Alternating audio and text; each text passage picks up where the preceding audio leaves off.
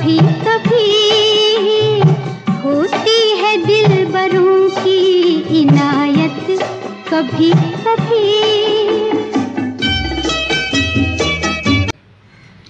मेरा ख्याल है कि किसी भी शायर की पजीराई या उसके तय्युन क़द्र जो है उसके ज़माने में नहीं हम कर पाते।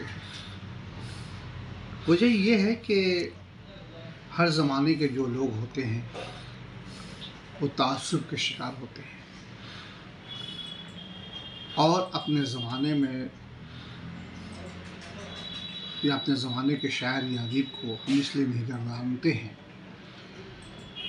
कि उनके यहाँ जो शायरी पाई जाती है या जो नस्र पाई जाती है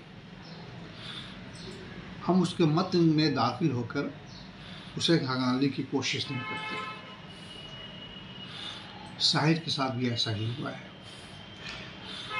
साहिर जिस ज़माने में शायरी कर रहे थे, बल्कि उनके हम असल जो लोग हैं, जिन लोगों ने फिल्मी नगमे लिखे या गज़लें कहीं या नज़मों से अपनी शनाख्त बनाने की कोशिश की है, उनमें मेरा ख्याल है कि साहिर सबसे मुअतबर है। मुअतबर इन मानों में है कि साहिर के यहाँ जो फिल्मी नगमे पाए जाते हैं या अदबी गीत पाए जाते हैं, आज धीरे धीरे जब मतला साफ़ हो रहा है तो बात समझ में आ रही है कि नगमे जो है साहिर के। मुझे याद आता है कि किसी ने नौशाद से एक सवाल किया था कि जदीद फिल्मी नगमे और क्लासिकी फिल्मी नगमों में क्या फ़र्क है। उन्होंने बहुत अच्छा जवाब दिया था कि जदीद फिल्मी नगमों से हमारा जिस्म झूमने लगता है, जबकि क्लासिकी नगमों से हमारी रूह झूम उठती है। शायर की पूरी शायरी क्लासिकी नगमों से भरी हुई है।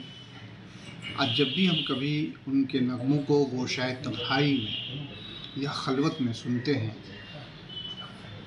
तो दुनिया माफिया से बेनियाज होकर हम उनकी शायरी में इस्तेमाल किए गए उन अल्फाज के दरोबस्त को खोलने की कोशिश करने लगते हैं,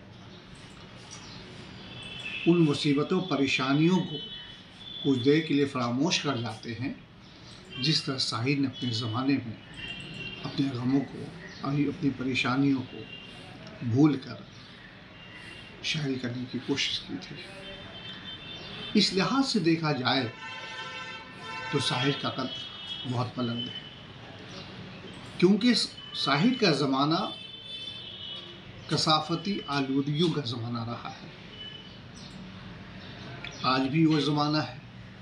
आज भी जिस तरह से दुनिया जंग के दहाने पर मौजूद है और लोग सदाए एहतजाज बुलंद कर रहे हैं, बताइए कि आज से 70-80 साल पहले शायर ये कह चुका है कि किसी भी मसले का हल जो है जंग से हम तलाश नहीं कर सकते। आज जो सूरत हाल है, क्या हम उस जंग को जो है मसले का हल बता सकते हैं? नहीं बता सकते हैं। तो इस तरह से देखा जाए तो साहिर एक ऐसा शायर है, ऐसा फनकार है, ऐसा नगमा निगार है, ऐसा गीत लिखने वाला शख्स है कि उसकी निगाहें दूरबीन हुआ करती थी और अपनी दूरबीन निगाहों से उसने आने वाले दिनों को देख लिया था, और यही साहिर की मुफरादियत है। साहिर को तो मकबूलियत जो मिली वो फिल्मी संगीत से मिली, एज ए अदीब की हैसियत से तो उनकी कोई शनाख्त रही नहीं।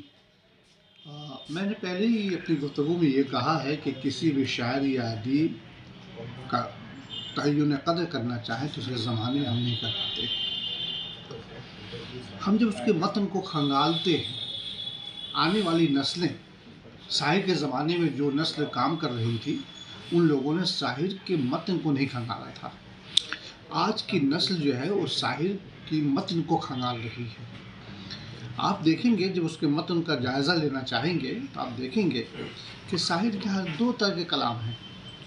एक फिल्मी नगमे हैं और दूसरा जो है वो अदबी नगमा है, जैसे कभी कभी मेरे दिल में ख्याल आता है, या वो सुख तो हम ही से आएगी।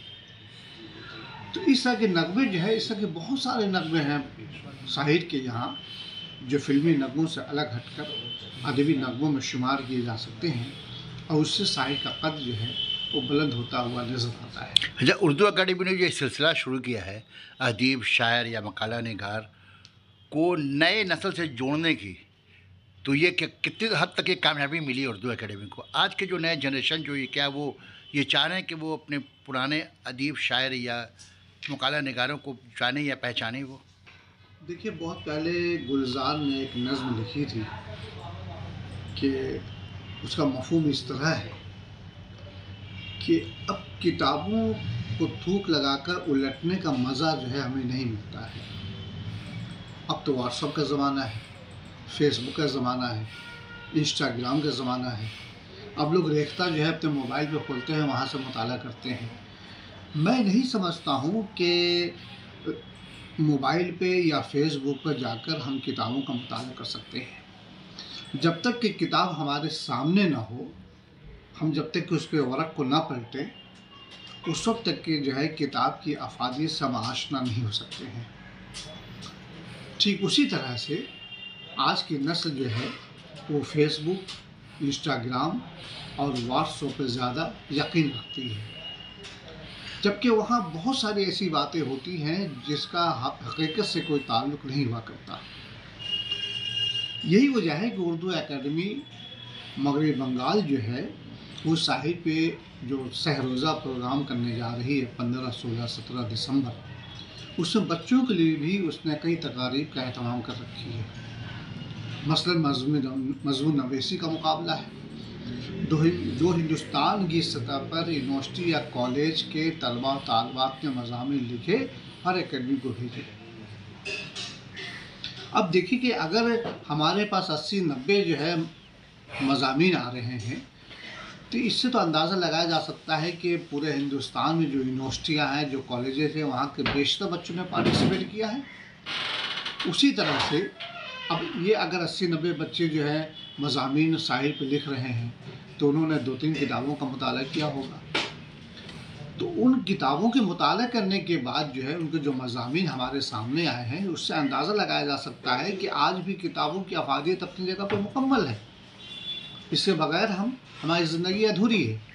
ठीक उसी तरह से बच्चों के लिए उर्दू एकेडमी ने गीत और गज़ल कंपटीशन का भी एहतमाम किया है कि वो नग़मे जो फिल्म में गुनगुनाए जा रहे थे, कभी लता मंगेशकर की ज़बान में, कभी अनीस रफ़ी की ज़बान, कभी जो है मोहम्मद रफ़ी की ज़बान में, या दूसरे जो गलकार वगैरह रहे उन्होंने जो नग़मे गाए हैं, आज बच्चे उसको जब याद करेंगे, गुनगुनाएंगे, तो फिर नए सिरे से जो है हम शाहिर की बात याद कर पाएंगे।